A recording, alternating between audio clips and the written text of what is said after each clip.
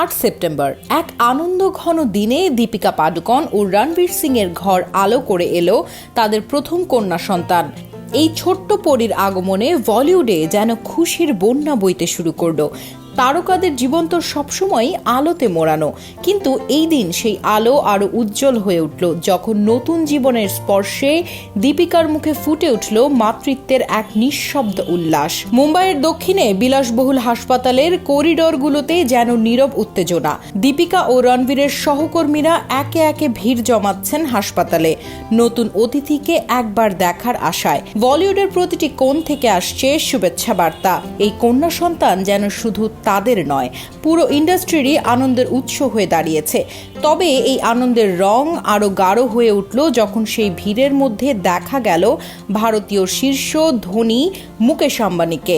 তিনি শুধু একজন ধনকুবের নন, তিনি দীপিকা আর রণবীরের পারিবারিক ঘনিষ্ঠ বন্ধু। 9 সেপ্টেম্বর রাতের অন্ধকারে তার গাড়ি যখন হাসপাতালে থামল, সকলের নজর সেই দিকেই।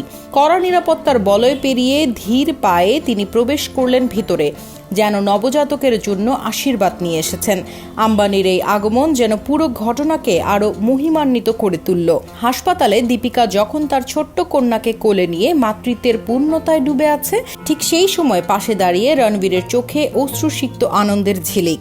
তাদের এই মধুর মুহূর্তে মুকেশ আম্বানির উপস্থিতি যেন ভালোবাসা, বন্ধুত্ব আর জীবনের গভীর আনন্দের মেলবন্ধন ঘটিয়ে দিল।